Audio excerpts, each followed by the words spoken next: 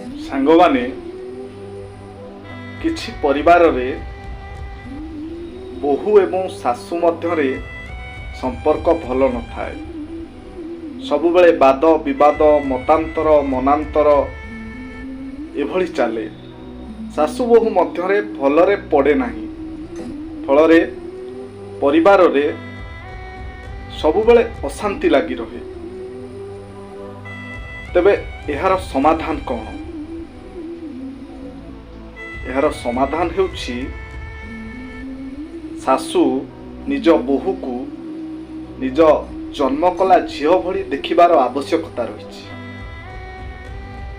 ଯେମିତି ନିଜ ଝିଅ ଭୁଲ କଲେ ତାକୁ କ୍ଷମା କରିଦିଏ ଅବା ଆକଟ କରେ, ସେଇଭଳି ନିଜ ବୋହୂକୁ ବି ନିଜ ଝିଅ ଭଳି ଦେଖିବାର ଆବଶ୍ୟକତା ରହିଛି। ଏବଂ ବୋହୂର ପ୍ରତିଟି କାର୍ଯ୍ୟରେ ହସ୍ତକ୍ଷେପ ନକରି ବୋହୂକୁ ଶାଶୁ ସହଯୋଗ କରିବାର ଆବଶ୍ୟକତା ରହିଛି। କାରଣ ପରିଣତ ବୟସରେ ଆପଣଙ୍କର ସାହାରା ହେବେ କେବଳ ସେଇ ପୁଅ ବୋହୂ। ଏବଂ ବୋହୂଟି ମଧ୍ୟ ନିଜ ଶାଶୁକୁ ଶାଶୁ ନୁହେଁ ନିଜ ମା ଭଳି ଦେଖିବାର ଆବଶ୍ୟକତା ରହିଛି।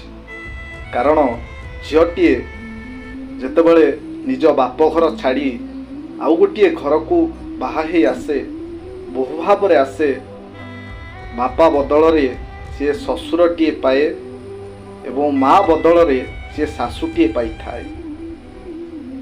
ଆଉ ସେଇ ଶାଶୁ ଶ୍ୱଶୁରଙ୍କୁ ସିଏ ନିଜ ମା ବାପା ଭଳି ଦେଖିବାର ଆବଶ୍ୟକତା ରହିଛି।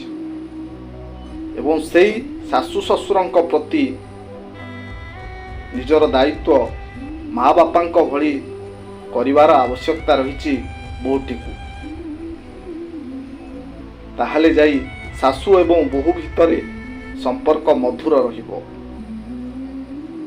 ଆଉ ଗୋଟିଏ କଥା ମନେ ରଖନ୍ତୁ, ପରିବାରରେ ସବୁବେଳେ ବଡ଼ ବଡ଼ କଥାକୁ ନେଇ କଳହ ହୋଇନଥାଏ।